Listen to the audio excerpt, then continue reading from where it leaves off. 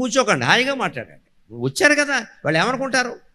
వాళ్ళు అన్నవన్నీ వినండి. ఎక్కువ మాట్లాడడం కంటే వినడం మంచిది. మనుషులు సంతోషించేది మనం మాట్లాడితే కాదండి. చాలామంది మనుషులకి జబ్బు ఏమిటంటే వాగడం.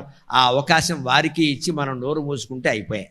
మనకి బోడు శక్తి కలిసి వచ్చింది. వాగని వాగని వాగని వీలైతే ఓసారి పావు గంట రికార్డు చేసి మళ్ళీ వాడికే వినిపించు. వాడు ఎంత చెత్త వాగాడో వాడికి అర్థమవుతుంది. ఇంకా మళ్ళీ మాట్లాడే, ఇంకా ఎదుటి వాళ్ళకే మాట్లాడే అవకాశం ఇస్తే సరి. వాడు వాక్కుంటాడు, మనకు శుభ్రంగా మనం ఏం చేసుకుంటాం? మనకి ఇష్టమైతే వింటాం, లేకపోతే వాడిని వాగనిచ్చి మనస్సులో నమ శివాయ నమ శివాయ, వీడు ఎప్పుడు పోతాడు, నమ శివాయ, వీడు ఎప్పుడు పోతాడు, నమ శివాయ, అంతే అయిపోయాయి.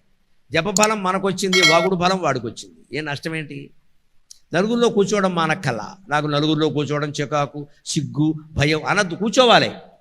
ఆ నలుగురు లేరు, భార్య కూడా లేదు, లేకపోతే భర్త కూడా లేడు, ఎవ్వరూ లేరు, మనం ఒక్కళ్ళమే ఉన్నాం. అప్పుడు అదృష్టంగా భావించి అమ్మవారి జపం చేసుకోవాలమ్మ హాయిగా. ఓం